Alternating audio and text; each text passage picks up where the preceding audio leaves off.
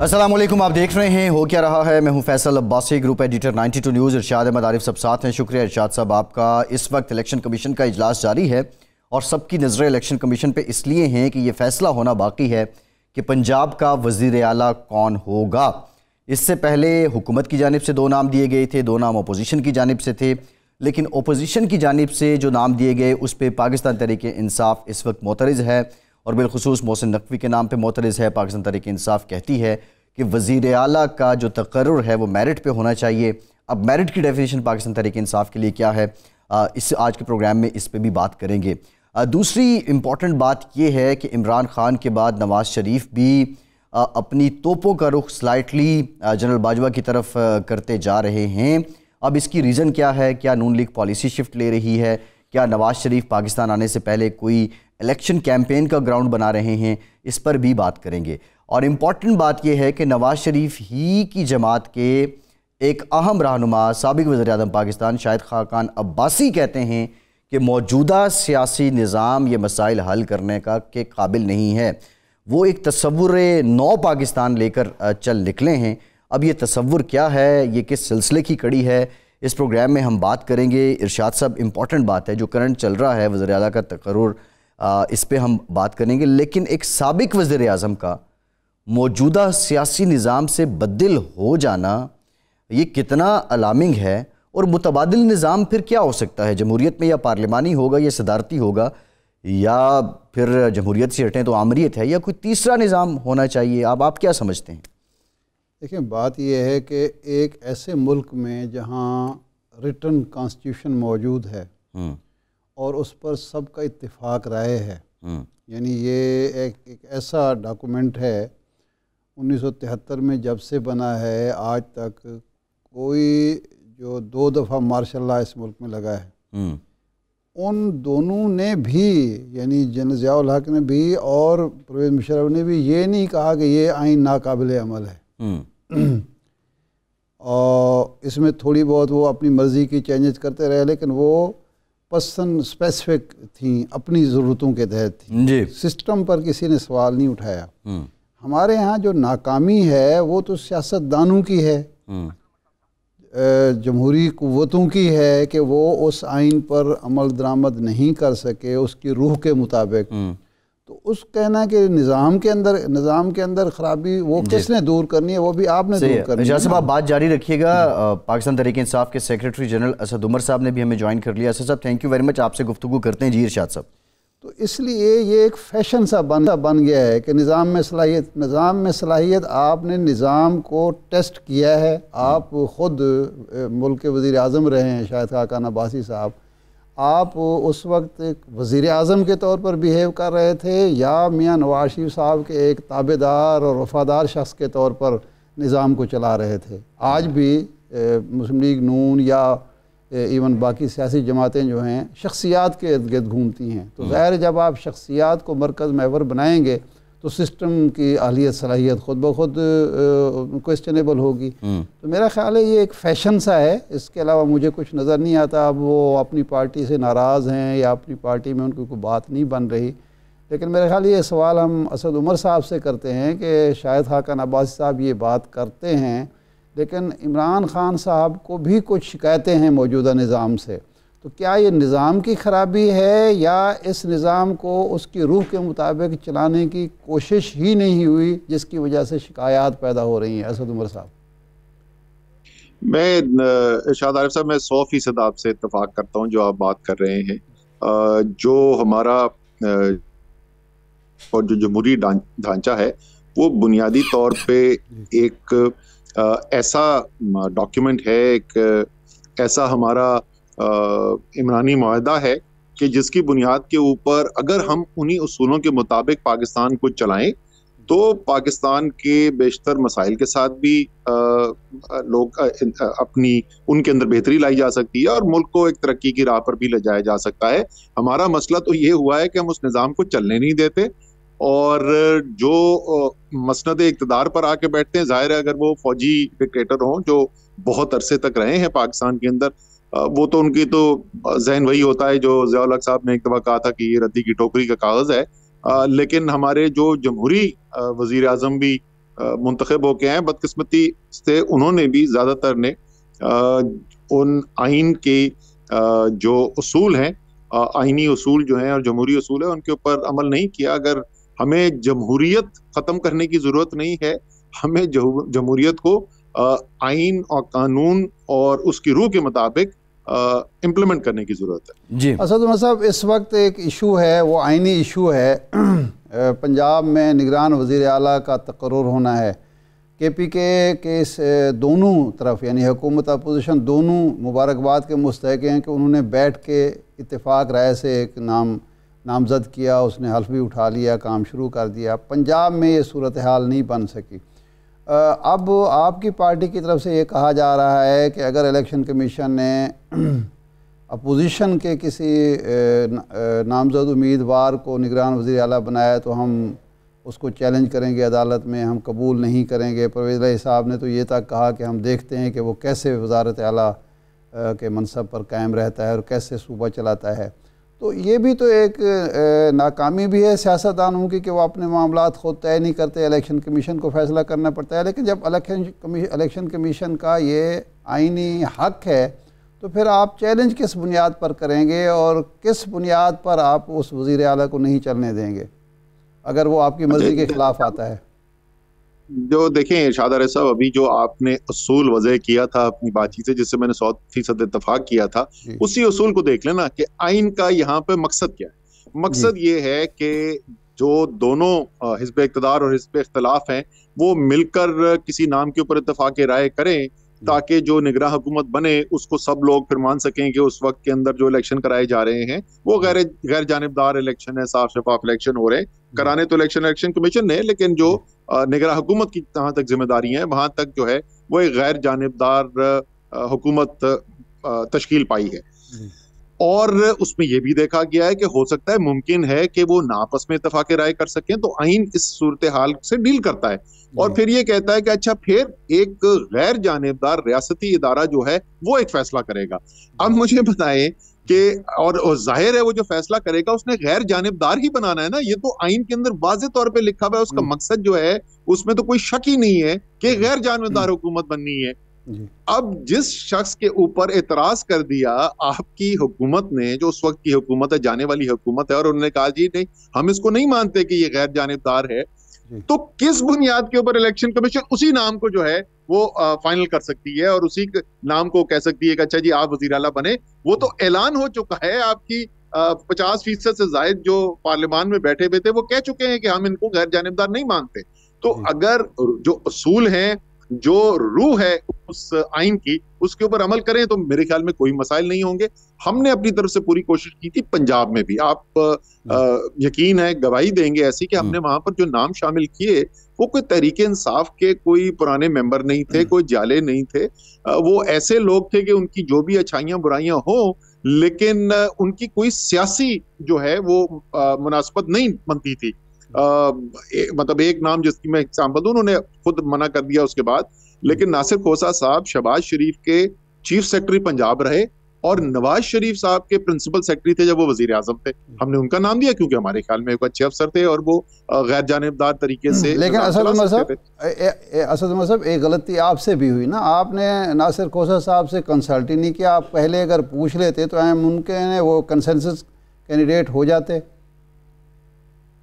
हो सकता है कि तरीक़ेकार के अंदर, लेकिन मेरे ख्याल में ये मुमकिना तौर पर तो आप ये बात कह सकते हैं कि शायद कोई और तरीक़ेकार होता तो हो सकता है कि नाम वहां से आए हैं ना, मुस्लिम लीग नून की तरफ से।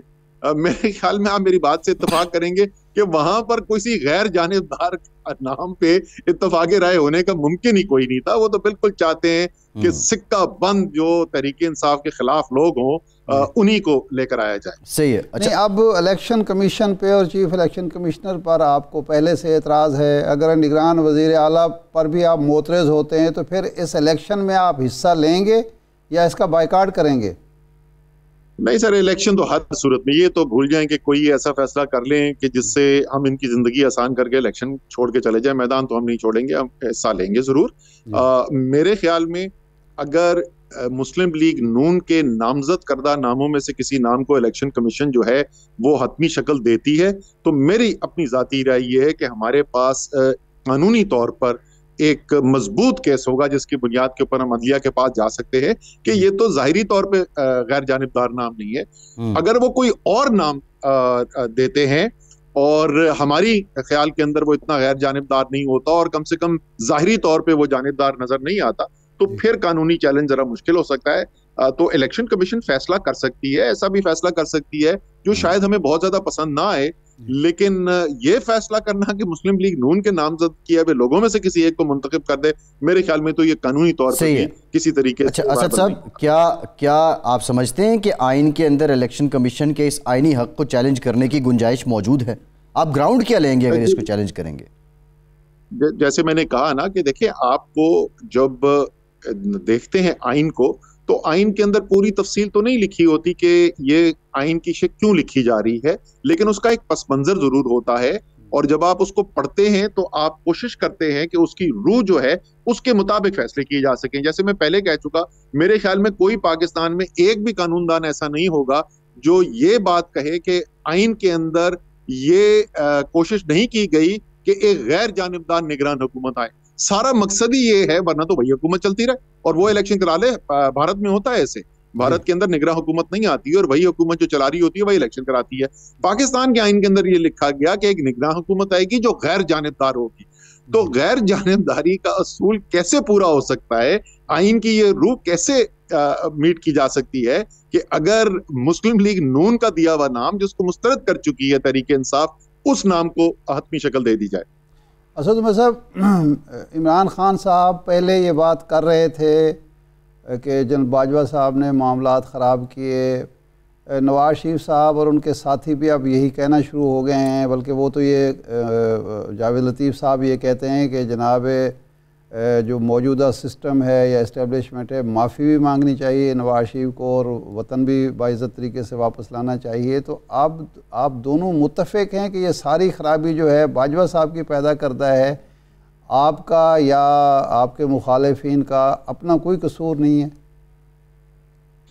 नहीं, देखें जी, जो हमारी जो क्या कहना चाहिए बयानिया जो है, उस बयानिए की बुनियाद जो है वो सारी कौम के सामने हमने रखी और हमने बताया कि क्यों हमें लगता है कि जो रिजीम चेंज ऑपरेशन हुआ, ये रिजीम चेंज ऑपरेशन एक जमहूरी अमल के तहत नहीं हुआ और इसके पीछे गैर जमहूरी मुदाखलत भी शामिल थी। उस बयानिए को सारे पाकिस्तान ने सुना और पाकिस्तान की एक बहुत बड़ी अक्सरियती तादाद ने इस बयानिए के ऊपर यकीन किया, क्योंकि हमारे ख्याल में वो बयानिया सच्चाई के ऊपर मबनी था और वो ऐसी सच्चाई थी जो वाज़े तौर पर लोगों को नजर आ रही थी। मियां साहब ने यही बात कही थी 2017 में जब उनके खिलाफ फैसला हुआ।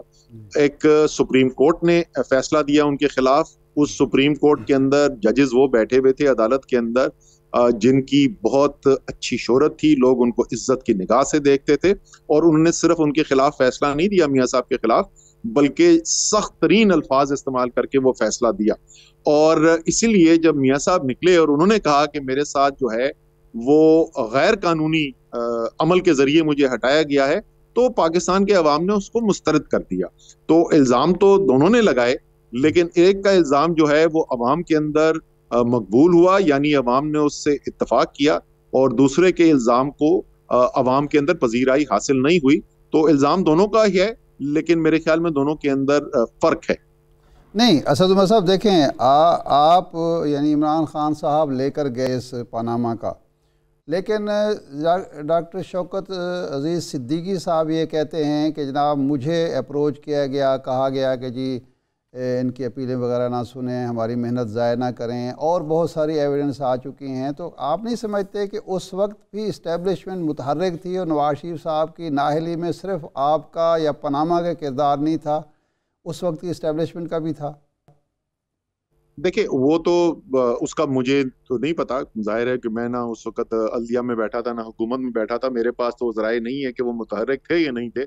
मेरे सामने तो वो शवाहिद थे, वो दस्तावेजात थी जो किसी पाकिस्तान की इंटेलिजेंस एजेंसी ने नहीं, कोई इस्टेब्लिशमेंट ने नहीं, कोई अपोजिशन की जमात यानी तहरीक इंसाफ ने नहीं, बल्कि एक आलमी सहाफती इदारे के जरिए जो मंजर आम पर आई, दुनिया भर के वो दस्तावेजात थी, उसके अंदर नवाज शरीफ साहब की और उनके खानदान के बारे में भी आया।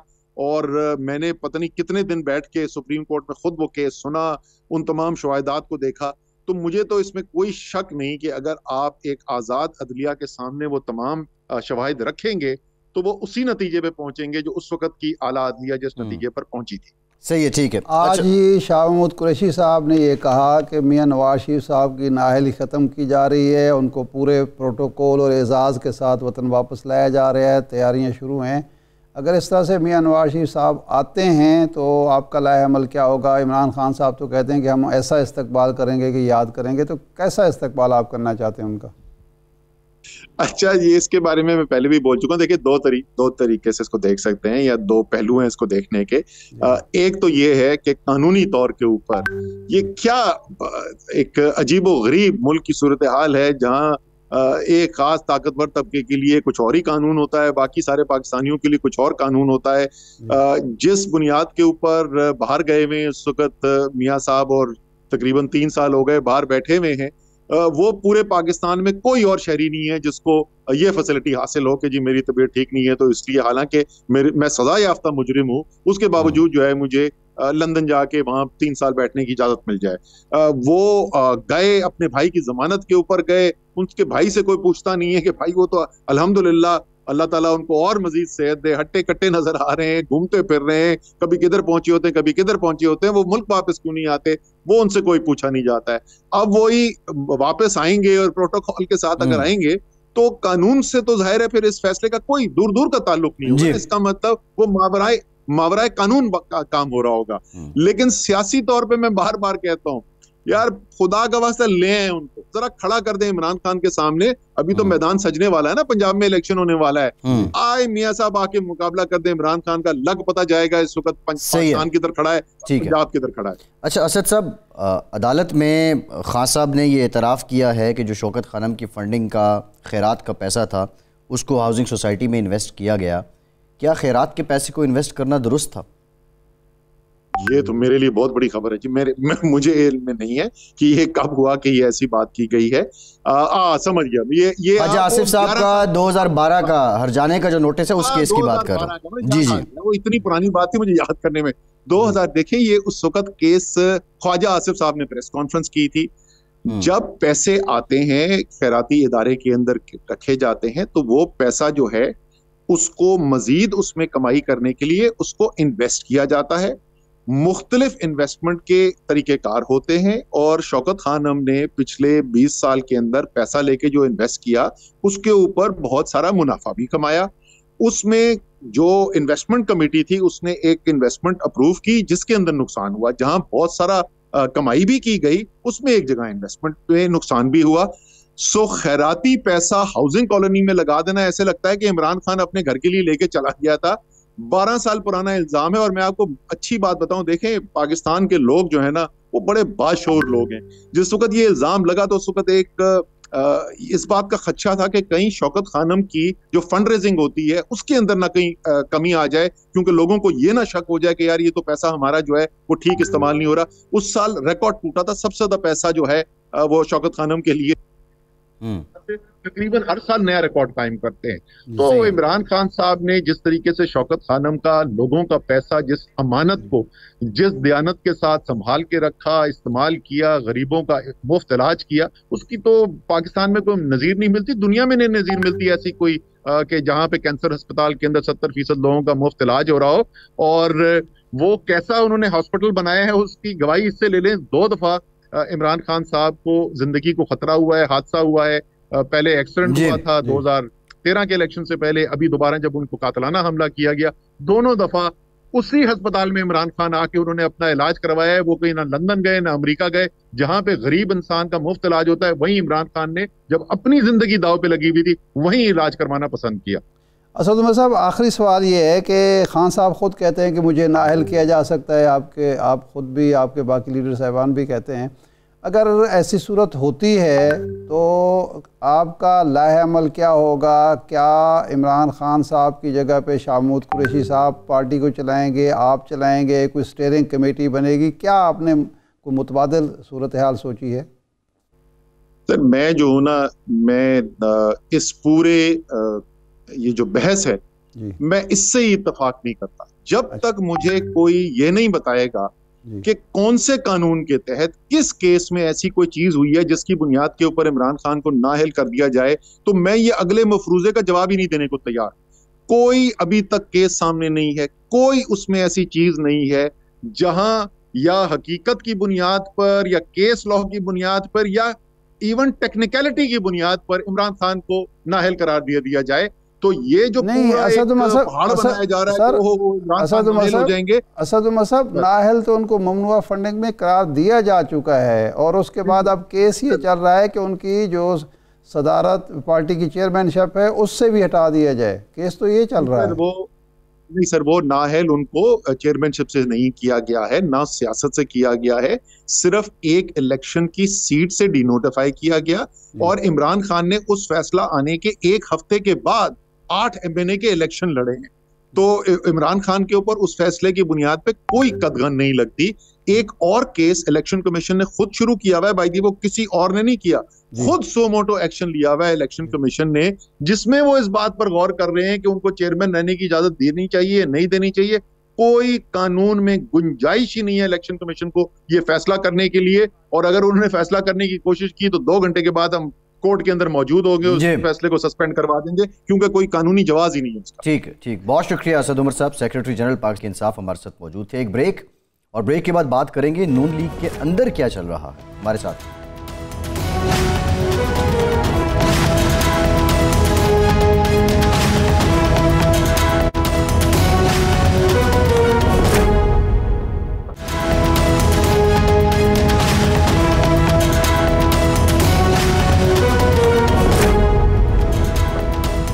ब्रेक के बाद एक बार फिर से आपका खैर मकदम करते हैं। हमें ज्वाइन किया है पाकिस्तान के मायनाज सहाफ़ी और सीनियर तजियाकार मुजीबुर्रहमान शामी साहब ने। शामी साहब, thank you very much for your time. Shami साहब, मुल्क के हालात आपके सामने हैं, महाजराई भी है, इस्तराब भी है, हिजान भी है, मुख्तलिफ हल हैं। इमरान खान इलेक्शन की बात करते हैं, हुकूमत मुद्दत पूरी करने की बात करती है, शाहिद खाकान अब्बासी तसव्वुर नौ पाकिस्तान लेकर आए हैं। आपकी नज़र में हल क्या है? बहुत शुक्रिया जनाब। ये हल तो यही है कि सियासतदान हमारे जो हैं, जो अपोजिशन से ताल्लुक़ रखते हैं, जो हुकूमत से ताल्लुक़ रखते हैं, एक को इमरान खान साहब लीड कर रहे हैं, उधर जरदारी साहब और शहबाज शरीफ साहब लीड कर रहे हैं, मौलाना फजलुर रहमान साहब हैं, ये सारे लोग मिलकर बैठते और इत्तफाक राय से इंतखाबात की तारीख तय कर लेते, क्योंकि इंतखाबात तो अब होने ही होने हैं, चंद माह रह गए हैं आईनी मुद्दत पूरी होने में। तो अगर इत्तफाक हो जाता तो सूबों के इंतखाबात और मरकज़ में इंतखाबात एक वक्त में हो जाते और एक इंतखाबात के इंतज़ामात पर भी इत्तफाक कर लिया जाता, तो एक सूरत हाल बेहतर हो सकती थी। जिस तरह खैबर पख्तूनख्वा में देखें आप, अकरम दुरानी साहब और महमूद खान साहब के दरमियान इत्तफाक हो गया और उन्होंने आज़म खान साहब को चीफ मिनिस्टर बना लिया। एक बड़े अच्छे माहौल में मामला तय पा गया और अब उन्होंने हलफ उठा लिया है, उनकी काबीना भी बनने वाली है। काश दूसरे मामलात में भी ऐसा ही रवैया अपनाया जाता और अपनाया जाए, तो अब भी हम तवक्को करनी चाहिए या दुआ करनी चाहिए कोई ऐसी कोई सूरत निकल आए। अगर नहीं निकलेगी तो फिर तो वही होगा जो किताब में लिखा हुआ है। शामी साहब, जब हम हुकूमत के नुमाइंदों से, वज़राए कराम से बात करते हैं, वो कहते हैं कि जनाब इस वक्त अगर हम आम इंतखाबात में चले जाएं, मुल्क की जो मुआशी सूरत हाल है वो 3 महीने की निगरान हुकूमत जो है वो तो बिल्कुल डिफ़ॉल्ट करा देगी मुल्क को। तो खान साहब कहते हैं नहीं जनाब, मसले का हल ही सिर्फ आम इंतखाबात हो। तो आप क्या समझते हैं कि अगर निगरान हुकूमत आती है, इत्तेफाक राय से ही आएगी, ज़ाहिर बात है, और इलेक्शन का ऐलान होता है, जनरल इलेक्शन का, तो वाकई पाकिस्तान डिफ़ॉल्ट कर सकता है? देखिए, ये बात तो दुरुस्त है कि जो निगरान हुकूमत है वो एक कमज़ोर हुकूमत होती है और मुश्किल फैसले कर नहीं पाती। और बैनुल अक़वामी मालियाती अदारे भी जो हैं उससे डील करना पसंद नहीं करते, क्योंकि उनको यकीन नहीं होता कि ये मामला आगे चल सकेंगे।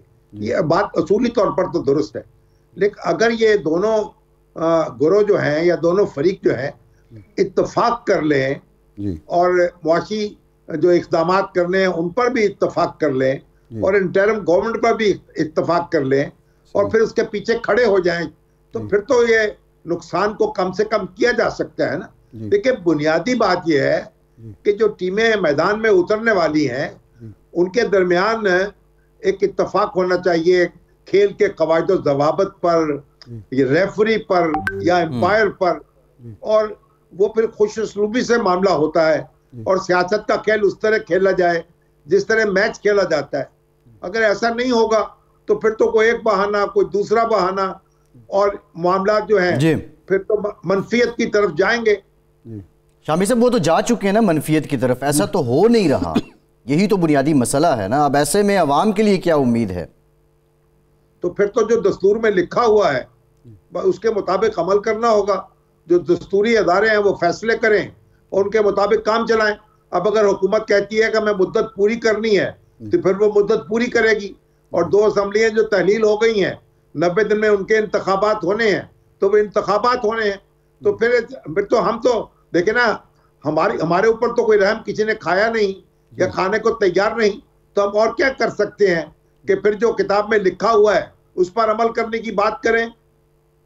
अच्छा शामी साहब, इस्लामाबाद में वक्तन फ़वक्तन मुख्तलिफ अफवाहें, क्या साराइयाँ, सरगोशियाँ होती हैं, टेक्नोक्रेट हुकूमत आ रही है, क्योंकि टेक्नोक्रेट्स आएंगे तो मुश्किल फ़ैसले करेंगे, मामलात को सुधारेंगे, मईशत बेहतर करेंगे और फिर इंतखाबात की तरफ जाया जाएगा। बाज़ औक़ात मायूसी में लोग ये तक कहते हैं कि गैर जमहूरी मुदाखलत के लिए राह हमवार हो रही है, सियासतदान बिहेव नहीं कर रहे, तो आप कोई ऐसा अंदेशा महसूस करते हैं? देखिए, जो टेक्नोक्रेट हुकूमत है उसके पीछे ताकत कौन सी होगी? अगर तो इज्तिमाई ताकत है सियासत की फिर तो दुरुस्त है, अगर फौज की ताकत है तब भी दुरुस्त है, वगरना तो वो चकोले खाती फिरेगी। टेक्नोक्रेट्स की हुकूमत क्या कर लेगी? बात ये नहीं है, बात देखिए बुनियादी है कि सारे स्टेक होल्डर्स जब मिलकर इकदाम करते हैं, मिलकर फैसले करते हैं तो फिर एक ठहराव पैदा होता है। अब इरशाद साहब, हमारा मुल्क कैसा मुल्क बना दिया हमने कि हर वक्त यहाँ हुकूमत और अपोजिशन के दरमियान झगड़ा होता है। हुकूमत को कुर्सी बचाने की पड़ी होती है, अपोजिशन को कुर्सी गिराने की पड़ी होती है।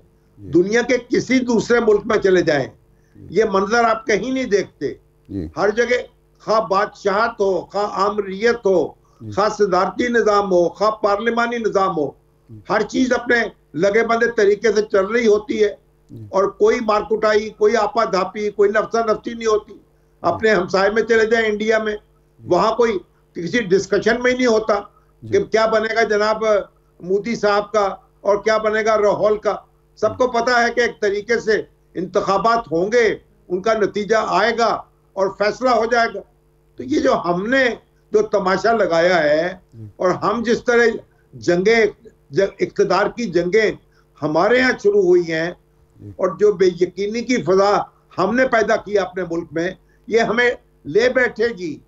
हम इस तरह आगे नहीं बढ़ सकेंगे। आज जो हमारी मुआशी मुश्किलात हैं, हमारी देखिए क्या बेइज्जती हो रही है, जगह जगह मांग रहे हैं, जगह जगह लोगों के सामने झोली फैला रहे हैं। कोई दोस्त मुल्क भी तंग आ जाएंगे ना बिलाकर। अपने मसाइल आप अगर हल करने की सलाहियत नहीं होगी तो कैसे काम चलेगा?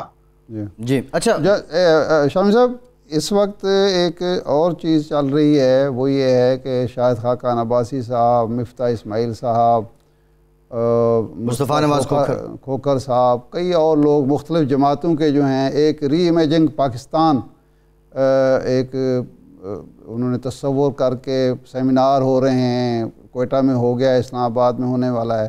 तो आपकी इत्तला क्या है कि ये दोस्त अपने तौर पर ये सब कुछ कर रहे हैं या प्रेशर ग्रुप बना रहे हैं या इनको भी कहीं से कोई पीछे से कोई डोरियां हिलाई जा रही हैं?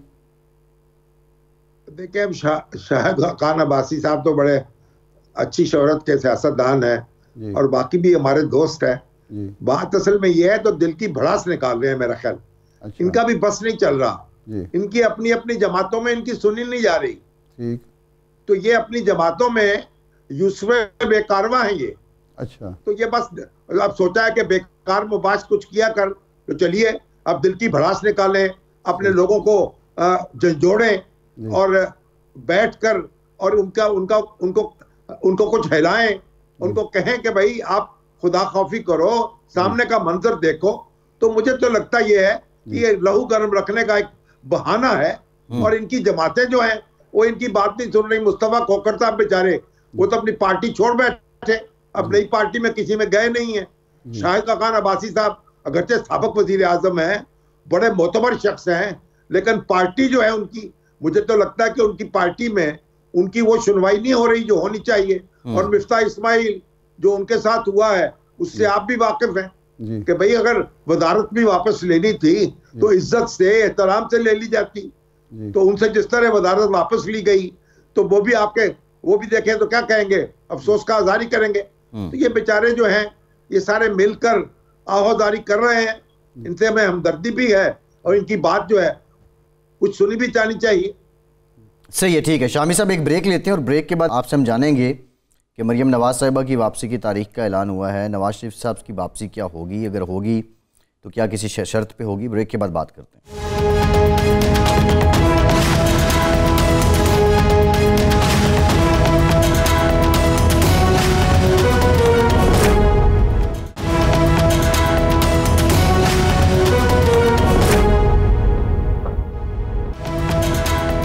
ब्रेक के बाद एक बार फिर से आपको खुशामदीद कहेंगे। शामी साहब, शुनीद है कि 28 जनवरी को मरियम नवाज साहिबा पाकिस्तान वापस आ जाएंगी, लेकिन नवाज शरीफ साहब आपकी क्या इत्तलात हैं, कब वापस आएंगे, वो किस बात का इंतज़ार कर रहे हैं अपनी वापसी से कबल?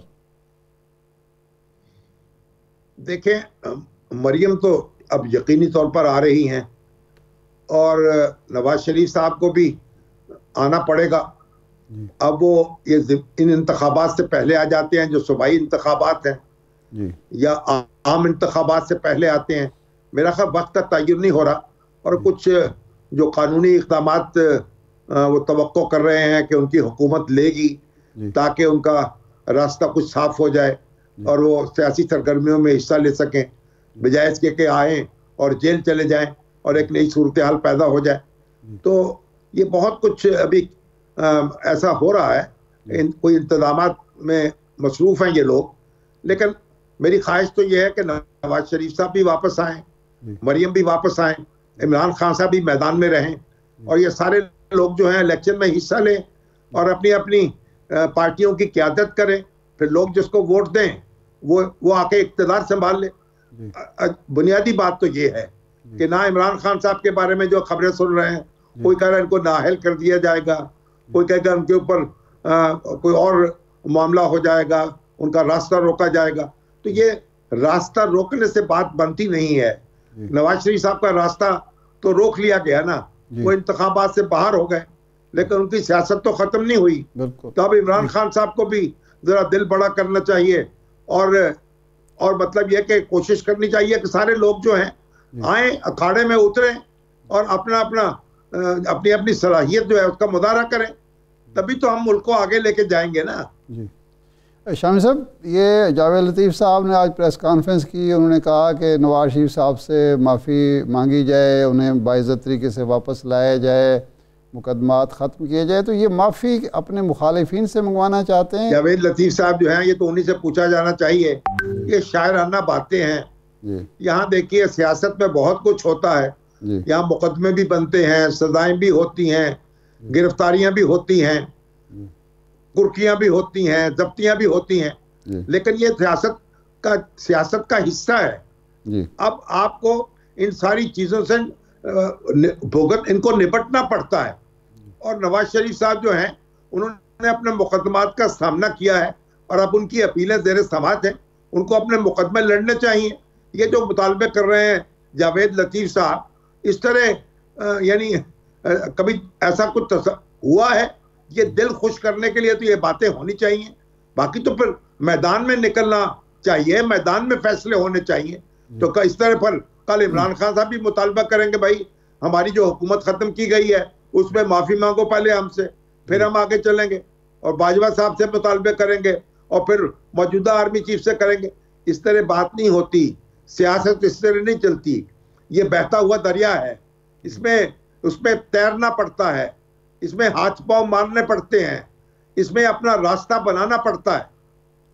शामी साहब, आपको याद होगा ये मियां नवाज शरीफ साहब की पुरानी ख्वाहिश है कि उनसे माफ़ी मांगी जाए। जब मजीद निज़ामी साहब जद्दा गए थे और एक ऑफ़र लेकर गए थे परवेज़ मुशर्रफ की तरफ से, तो उस वक्त भी मियां साहब ने कहा था कि परवेज़ मुशर्रफ माफ़ी मांगेंगे तो फिर कोई बात होगी। तो मेरा ख्याल है उनकी पुरानी ख्वाहिश है कि कोई माफ़ी मांगे उनसे, तो मांग लेनी चाहिए। जब आप सिस्टम में रास्ता बना लेते हैं, जब आपकी सलाहें ख़त्म हो जाती हैं, जब आपका रास्ता कुशादा हो जाता है, तो वो एक माहौल जो है वो माफी का ही तलबगार होता है ना जी। कभी कोई तहरीरी दरखास्तें देता है तो फिर परवेज मुशर्रफ साहब जो हैं वो उनके साथ क्या हुआ, उसके बाद आप वो कहें परवेज मुशर्रफ साहब बेचारे अब जिस हाल में हैं वो भी आप देख लें। तो ये ऐसी बातें हैं, ये गैर सियासी बातें हैं। कभी तारीख में देखा है आपने ऐसा हुआ है? अब सब कॉन्टिनेंट में लोगों ने 12-12 साल 14-14 साल जेल काटी है, तो मौलाना जफर अली खान से किसी ने माफी मांगी? मौलाना अबुल कलाम आजाद से किसी ने माफी मांगी? उनके जो जेल में गुजरे हुए माह साल थे वो वापस किए, जो उनको नुकसान पहुंचा उसका अदाला किया। ये तो जो सोबतें हैं ये बर्दाश्त करनी पड़ती हैं, इनसे सियासतदानों के कद ऊंचे होते हैं और उनको फिर आगे बढ़ने का हौसला मिलता है। तो ये किन हवाओं में हमारे दोस्त रह रहे हैं और क्या बातें कर रहे हैं। अच्छा, इस तरह की बातों से गुरेज करें जी। अच्छा शामी साहब, नवाज शरीफ साहब का यहाँ से चले जाना और इमरान खान और आसिफ जरदारी का पाकिस्तान में मौजूद रहना, एक खबर ये भी आई कि आसिफ जरदारी साहब को भी उसी तरह की ऑफ़र दी गई थी कि आप भी मुल्क से बाहर चले जाएं। आप समझते हैं कि जो सियासतदान यहाँ रहे उन्होंने पॉलिटिकली गेन किया और नून लीग के जो इख्तलाफात की खबरें आती हैं या ये नाराज़ लोगों की खबरें आती हैं, ये नवाज शरीफ साहब के वापस आने से ये सब मामला सेटल हो जाएंगे? देखिए, हर शख्स के और हर जमात के अपने अपने हालात होते हैं। जरदारी साहब तो बेचारे कई साल जेल काट चुके हैं और मजीद निज़ामी मरहूम ने इनको मर्दे होर का खिताब दिया था जी। और अभी और नवाज शरीफ साहब भी वहाँ कितनी जेल काट चुके हैं पाकिस्तान में जी। और जब उनका इख्तियार छीना गया किस तरीके किस हाल से उनको दो चार होना पड़ा। वो तो आसमान नहीं देख सके थे, कई अरसे तक तो जहाज में भी हाथकड़ी बांध के लेके जाते थे और अभी भी उन्होंने एक तवील अरसा जेल में काटा है। तो बात यह है, वो जब पहले परवेज मुशर्रफ के दौर में वापस आए तब उन्होंने अपने लोगों का एतमाद हासिल कर लिया। अब भी उनको वापस आना चाहिए। उनकी सेहत अल्लाह ताला उनको सेहतमंद करे, वापस आए, लोगों के सामने आए, लोग उनके साथ जुड़ जाएंगे तो रास्ता उनका कुशादा हो जाएगा। और नहीं, अगर कोई ऐसी सूरत नहीं होगी तो फिर उनको इंतजार करना पड़ेगा। बहरहाल मेरा ये ख्याल है कि उनका आना जो है वो बेहतर होगा, उनका जो हल्का इंतखाब है वो मुतहर्रक होगा। इस वक्त तो मुस्लिम लीग नून जो है एक लीडरलेस जमात है ना। शहबाज शरीफ साहब वज़ीर आज़म है, उनके पास सियासत के लिए वक्त नहीं है, तो फिर नवाज शरीफ साहब आए, मरियम आए और अपनी सियासत करें।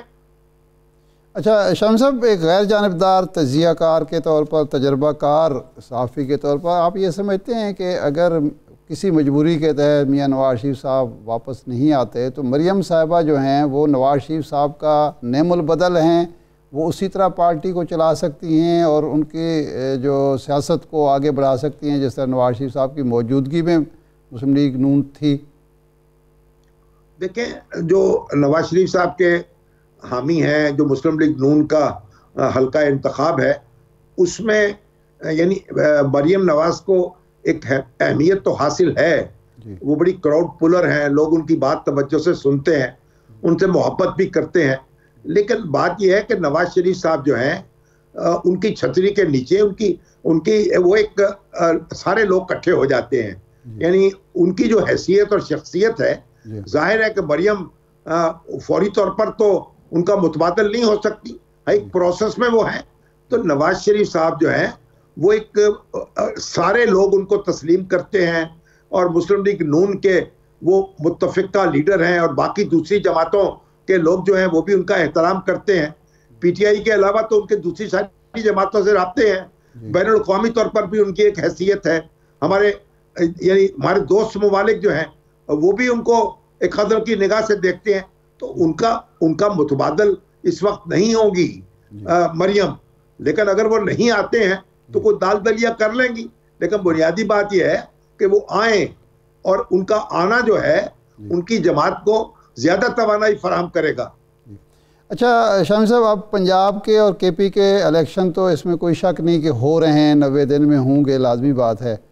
अगर एक हम मफरूज़े में बात कर रहे हैं कि अगर जिस तरह ख्वाहिश है बाज़ दोस्तों की, मुखालिफिन की, कि जनाब इमरान खान साहब को नाअहल करार दिया जाता है या गिरफ़्तार कर लिया जाता है, तो क्या पंजाब में PTI वही रिज़ल्ट देगी जो उसने ज़िमनी इंतखाबात में दिए थे, या बहुत बड़ा धचका लगेगा और PTI भी बिखर जाएगी?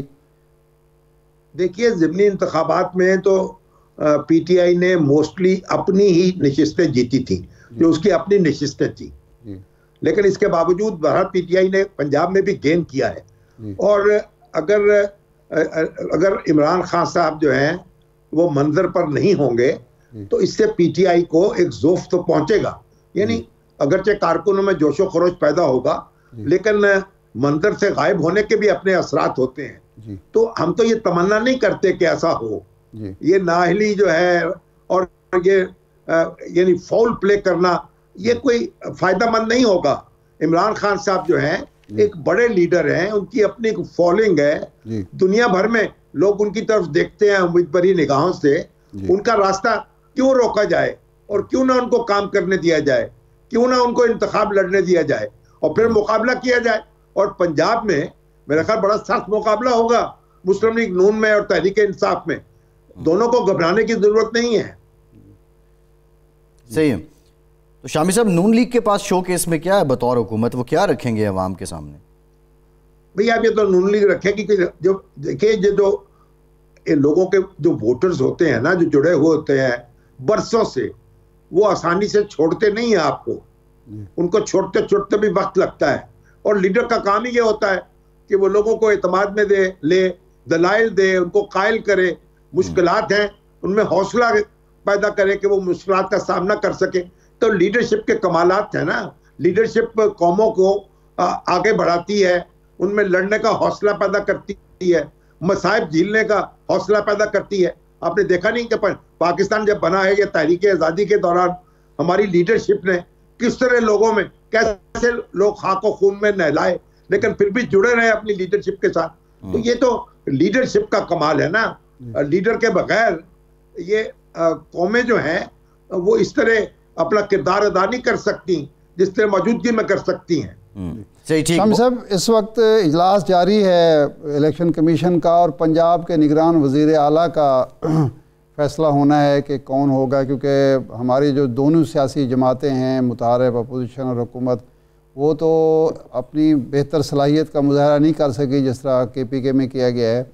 तो इलेक्शन कमीशन अगर कोई ऐसे शख्स को नामजद करती है जो PTI को पसंद नहीं है या PTI के लिए काबिल कबूल नहीं है, तो आप समझते हैं कि इलेक्शन के साख पर इसके असरात मुरतब होंगे, या शख्सियत का जो तर्ज अमल होगा वो साबित करेगा कि वो वाकई निगरान हुकूमत के तौर पर, गैर जानबदार हुक्मरान के तौर पर उन्हें अच्छे इलेक्शन कराए? देखिए शाहदार साहब, अगर तो निगरान वज़ीर आला जो है उसके इतने इख्तियारात नहीं होते कि वो इलेक्शन पे कोई बहुत ज़्यादा असरअंदाज हो सके। ठीक है, एक परसेप्शन का फ़र्क होता है और उसका, लेकिन होना तो ये चाहिए था ना कि ये जमातें जो थी ये तय कर लेती। अब जो भी नाम आप इलेक्शन कमीशन चुनेगा वो उसने उन चारों में से चुनना है ना जो उनके नाम है। अपना नाम तो कोई दे नहीं सकता इलेक्शन कमीशन, या तो ये होता ना कोई पांचवा नाम भी तजवीज़ कर सकता। तो चारों में से जिस नाम को भी चुनेगा वो दूसरी पार्टी को उससे इख्तलाफ होगा, क्योंकि दूसरी पार्टी तो हर एक रिजेक्ट कर रही है दोनों नामों को। दोनों जमातें एक दूसरे के पेश किए हुए नामों को मुस्तरद कर रही हैं। तो इसलिए जो भी फैसला होगा, जहां भी निगाहे इंतखाब ठहरेगी, दूसरे को तो उससे तकलीफ होगी, लेकिन तकलीफ तो उसने फिर खुद हासिल की है ना। अगर ये बैठ जाते, कुशादा दिल्ली का मुजाहरा करते जैसे खैबर पख्तूनख्वा में हुआ, वैसे ही एक नाम एक तजवीज़ कर देते, तो क्या क्या बिगड़ता है इनका। सही है, लेकिन शामी साहब, जो पीटीआई कहती है हम कानूनी चाराजोई करेंगे, अगर मोहसिन नकवी आज चीमा में से कोई वज़ीर आला बन गया तो क्या ऑप्शन, कानूनी ऑप्शन क्या हो नहीं सकती? कानून में कोई गुंजाइश है नहीं है। जो आइन में जो लिखा हुआ है उसके मुताबिक इलेक्शन कमीशन को ये इख्तियार हासिल है कि उन 4 नामों में से एक नाम तजवीज़ कर दे। या तो आप इलेक्शन कमीशन को ये इख्तियार दे देते कि वो अपने तौर पर कोई नाम तजवीज़ करे, ये तो बेचारों के पास इख्तियार है नहीं जी।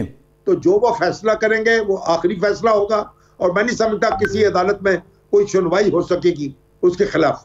सही है। तो अगर पीटीआई की मंशा के मुताबिक नताइज नहीं आते इंतखाबात में, तो आप समझते हैं कि पीटीआई ने एक पेशगी जवाज़ घड़ लिया होगा कि वज़ीर आला भी मिला था, इलेक्शन कमीशन भी साथ नहीं था? ये तो देखें ना, अगर पीटीआई का नॉमिनी जो है उसको बना दिया जाए तो फिर मुस्लिम लीग नून यही बातें करनी शुरू कर देगी। तो हम इन सियासी जमातों के मुकदमे कहाँ तक लड़ेंगे? हमें तो अपनी बात करनी चाहिए भाई। अगर ये नहीं बिहेव करते तो फिर तो जो कानून में और आइन में लिखा हुआ है उसके मुताबिक काम हो, और जो आईनी अदारे हैं उनको काम करने का मौका दिया जाए, उनको हमें स्ट्रेंथन करना चाहिए। ये तो फिर हमारे यहाँ तो धमा चौकड़ी तो मची रहती है। अगर इलेक्शन फेयर होंगे, लोग देखेंगे उनके सामने वोट ठीक तरीके से पड़ गए हैं, तो फिर कोई ऊंच नीच से यानी किसी जमात के वाबेला करने से फर्क नहीं पड़ेगा, वो कोई भी जमात हो जी। अच्छा शामी साहब, ये फरमाएं कि इस वक्त जो महाज़ाराई बिल्कुल बदतरीन सूरत महाज़ाराई की है, सदर पाकिस्तान ने कोशिश की इनको बिठाने की, वो नाकाम हो गए, तो आप कोई उम्मीद करते हैं क्योंकि इसके असरात लाजमन अगले इंतखाबात पर होंगे, क्योंकि इंतखाबात अगर हो भी जाएं तो फिर किसी ना किसी पार्टी को एतराज़ होगा और एक धमक चौकड़ी जारी रहेगी, तो क्या कौमी इत्तेफाक राय की कोई कोशिश आपको नज़र आती है या कोई उम्मीद की किरण है? शाह साहब, इसीलिए तो बार बार ये गुजारिश की जाती रही है और हम तो जनाब खान साहब की खिदमत में भी हाजिर हुए, सदर आरिफ अलवी साहब से भी मिले, वज़ीर आज़म शहबाज शरीफ से भी मिले कि कोई रास्ता निकल आए, कोई बातचीत हो। सदर साहब ने उसकी कोशिश भी की।